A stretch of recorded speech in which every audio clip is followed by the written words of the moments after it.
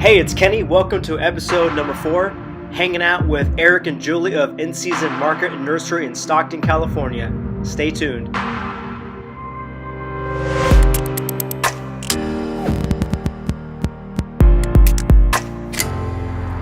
So the espresso, have you used one before?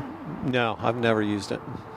I know how to make drip coffee. Let's put it that way. But we have a person who's going to, we were hoping she could come and kind of just run the place for us. And she sort of will, but she can't work here that much because she has another job. Mm-hmm. So she's going to train us. And we're going to hire people to be baristas, and maybe we'll hire people who already have experience. And we've had several people who see that we're putting in a coffee bar ask if we need some help with it because they want to be part of it too. So there you have it. People need coffee. I'm not a morning person. No, I'm not either, although I have to be. What time do you usually wake up and start? Well, we don't open till 9, so the whole coffee thing is going to, we got to be open, I'm thinking like 7. Mm-hmm. We haven't figured it out exactly. I know, Starbucks is open at 6 or something, but I think that's awfully early. You can better than Starbucks. We're going to be totally different than Starbucks. For one thing, we're having no to-go cups. No to-go cups, because we don't want any. We want to produce as little garbage as possible. Mm-hmm. I mean, and we always have kind of been that way. So we don't have plastic stuff. Mm-hmm. We try not to use plastics. For some things we have to, like our seed trays, because we're, run a nursery. They're all plastic. So certain things you can't avoid, but we want to do as little as possible. So we're not having, just produce garbage, as little garbage as possible. So we're having no to-go cups. We're going to have mugs. If people want to drink a coffee here, they can. And that way we take advantage of one of the best things that we have, which is our gorgeous space to hang out in. And we'll have, if they want to bring a mug, great. If they want to bring a travel mug, or they can buy a travel mug. So those are the 3 ways to get some coffee. Julie wants to say something. Well, this is our big controversy right now between Eric and I, because I think that maybe is not a wise way to start a business, refusing to sell people coffee if they don't have a mug with them. So we have, since we started this business, we've been very diligent about not using plastic. We don't have plastic bags. We don't have plastic shopping baskets. We don't have any of that. And we are trying to reduce our trash here. And so encouraging people to reduce their trash too is a great idea. However, we do want to serve coffee. However. And the discussion continues. So hanging out with Eric and Julie at InSeason Nursery? Market and Nursery. InSeason Market and Nursery. So, what is this place about? This place is, it's about, really what it comes down to is connecting people to nature through food and plants. That's what it's about. So we have a nursery. Julie is a nursery expert. She worked for nurseries for a long time. And I handle more of the produce side. We have a market where we sell produce, some of which we grow on the property. We have a giant garden in the back, or a small farm, however you want to describe it. We have a gift shop where we sell pottery and garden art made mostly by people just who live in town. And artisan foods, like I made jam at home with a permit from the health department, sell it here. And stuff like that. And now we're going to start serving espresso. Down the road, we're going to have a deli so we can have soups and sandwiches.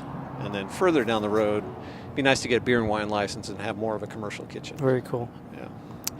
What got you into doing farming, agriculture? Well, I'll tell you what happened is that the housing crash got us into it. Julie, we both lost our jobs kind of at the same time.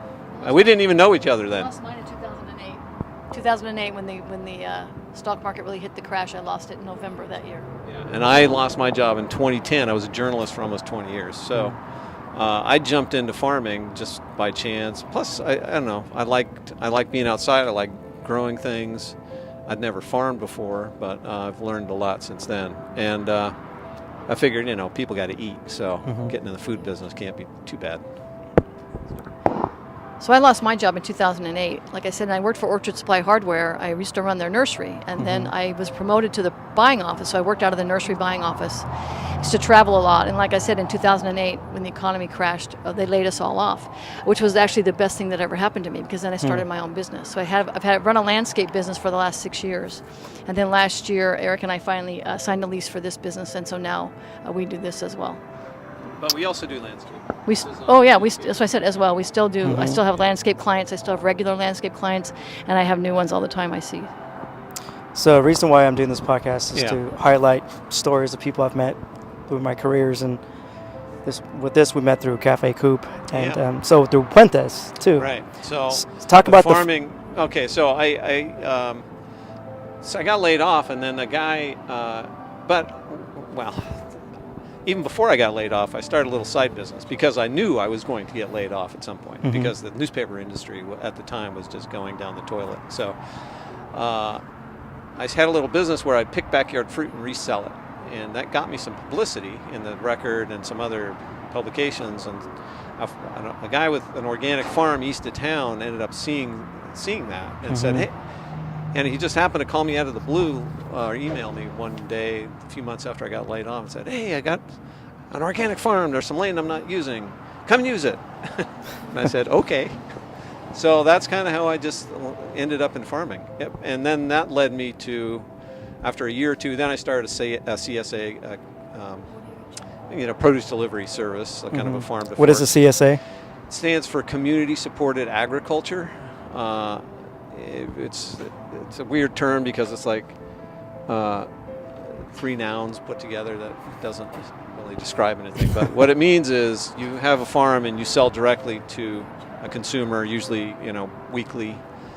You deliver a box or they pick up a box or something like that. So I did that, and then I did meet Jeremy Terhune, who is in charge of the executive director of Puentes, which is a nonprofit that he founded, and he ended up with an urban farm west of downtown Stockton, and he wanted to do the same thing I did. So basically, they leased my business, and I ran and managed their farm for a few years. And I could see that I just wanted to have a store where people could come to me rather than me driving around dropping off boxes of produce. So for a long time, I wanted the store, but it just only happened a year ago. What type of farming is it? Is it organic? Do you use pesticides or anything? No pesticides whatsoever. So the term I use is natural farming, and natural nurserying for that matter. So we don't spray anything. The way we fight pests is through biodiversity and just having a lot of different kinds of plants and tons of small flowering plants for a lot of beneficial insects that kill pests. And we invite as many bugs onto this property as possible. That's how we do it. And so there's just an ongoing war between pests and the bugs that want to kill pests. And generally speaking, we don't have crop failures for the most part. We get plants bitten or eaten here and there, but the plants we have are super healthy. So you can say you're chemical free? Yeah, completely chemical free. Is there ever a need to use these chemicals? There's really not a need, but if one guy wants to farm 100 acres in a tractor, then there's no other way to do it, I guess. So is it because of the size? Is that why people use more of the chemical pesticides? Well, it's that, and labor costs are higher. So it's just the way farming is.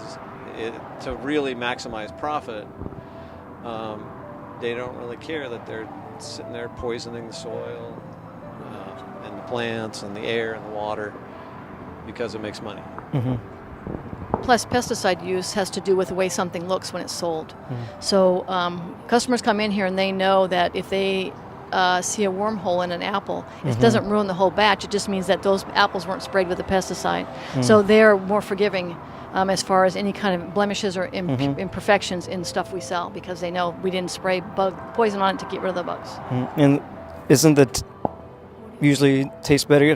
What I've noticed, especially with tomatoes, is when I eat like the heirloom tomatoes, they have a richer taste versus like a store-bought tomato. Well, store-bought tomato is grown like a lot of fruit in the store is grown for its properties to store well and ship well, and taste is at the bottom of the yeah, and it's got to look good.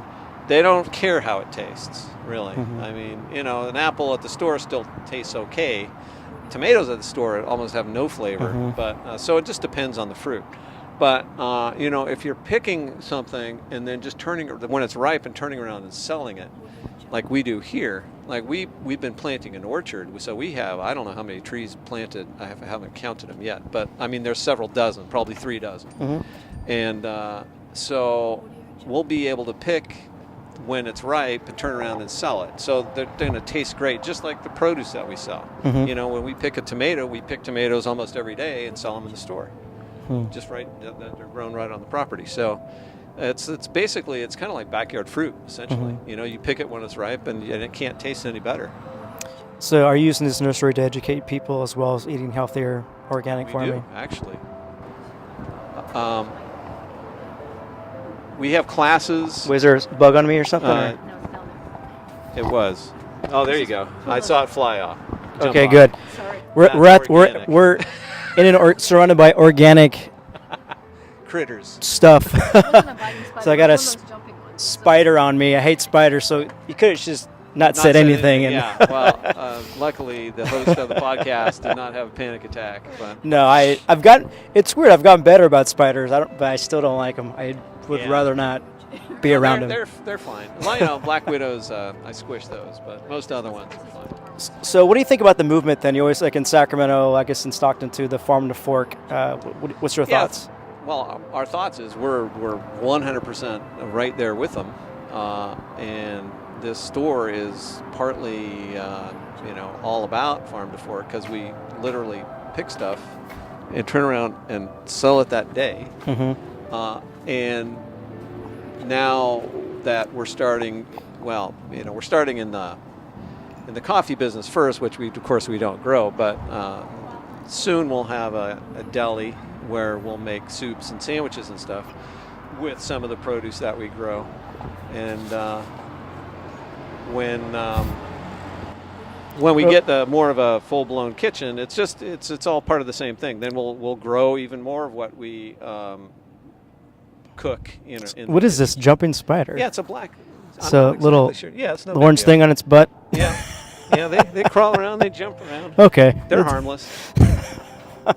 So yeah, farm to fork is great. You know, it's like why people grow food in their yards. That's yard to fork. And how has the support been here in Stockton for this nursery? The support has been really good, actually. We've been open a year now in a month or so, and people love this place. I mean, they love coming here, and they talk about how peaceful it feels, or we get comment, this doesn't even feel like Stockton. So people say, oh, feels like, you know, Half Moon Bay or someplace. So because it's all, there's just so much life going on here, you know, plant life, and there's butterflies and hummingbirds all over the place, and then people. There's people life too. This does remind me of Mendocino. I don't know if you've been there. Yeah. Like the little, was that a water house or? It's a tank house. We do have a tank house on the property because 100 years ago this was a farm. And there is still a water tank in the 3rd floor of that tower. It's not operating or anything, but it's still up there. Would you operate it one day No. or no? No. There'd be no practical reason to use it. Yeah, and it would, you know, to get it working again would yeah, I don't really have an interest. You know, these two, there's 2 like 2x12 joists that stick out of the top of the tank house, out of the walls, and that was it held a windmill. Okay. So, and that's how they pump the water up there. So besides the cafe, the espresso machine, what's the future plans? Any plans for growth of the nursery at all, or? Yeah, we want to just do more. Well, we want to get into things that are seasonal, like maybe sell Christmas trees next year. We want to have more events here. People do like this space, and so we have already had like 3 pop-up dinners this year, and so people are using the space for events. So we're going to expand that, and then just use some of the land that we have in the back that is not fully developed yet for nursery uses anything that we can think of that would benefit the business and just, make this place nicer than it is now. Mm-hmm. So it seems like you're doing your part to promote literacy in a sense, or education about organic farming. So what do you see the future in the U.S. or even just California about organic farming and just eating healthier? I think it's just going to keep growing. It's still like you take the entire United States and you look at how much is organic. It's still kind of a drop in the bucket, but people do want to like reconnect with the land, I think, and grow more food and live healthier and cut down on the amount of chemicals that are just in their bodies and the environment. And so I think that's just going to continue, and we're on the path that is gaining ground against the style of farming that basically poisons the land. How do you see that growing? Because I know there's we live in San Joaquin County, we're surrounded by agriculture, but it's usually on a bigger scale. How do you? Well, it grows. It's still a small, slow growing trend, because the most powerful interests in the country, ag-wise, are fighting it basically. So you have like Monsanto is an international company that is helped sometimes by the State Department to get into markets in other countries, and so they're constantly making headway when it comes to selling chemicals, pesticides, and genetically modified seeds and things that we don't want to do. I personally don't want to do. So it seemed like it'd be beneficial, especially for the city of Stockton, San Joaquin. Like you're saying, someone said, it feels like, was it Half Moon Bay or something, to help develop more of these, because I think it would drive up tourism, plus it would for sure, and plus would be eating healthier, and it seems like a win-win. And I think hopefully people see this and want to do similar things, so the whole movement of healthy eating and regenerating the land is, if we can do a little part of that grows those things that we believe in, then that's awesome. But I'm just saying, in the big scheme of things, the people who have the real power in the United States are the kind of the opposite of what we do. So it's hard to change on a massive scale because of that. So how does one find your market here? Well, we're on the web at InSeason.store. We're on Instagram at InSeason.store, and we're on Facebook at InSeason.store. Also, you can find us just Googling InSeason Market and Nursery, where it's at 215 East Alpine Avenue in Stockton. And so we're easy to find. We're out there. If you drive by Alpine, east of El Dorado, you can't miss us. Tons of people just say, who finally stopped for the first time, because we're on a busy street, right? And so it happens all the time. I just wanted to stop by, and finally I did. And so then they're just checking the place out. Great. Usually their reaction is just awesome, super positive. It's a great place. It is peaceful. It's a great place to hang out and. And so when we, the more we can let people just hang out with a cup of coffee or a bite to eat, or a beer, or a glass of wine, then I think it's just going to help grow the business, and then maybe even have other businesses that do something similar. Great, thanks, Eric. Thanks, Kenny. Awesome being here. Good to see you. Again, I want to thank Eric and Julie for hanging out for episode number 4. For the next episode, I'm going to be with Nate Knott of Regional Transit District in Stockton, California. Until then, take care.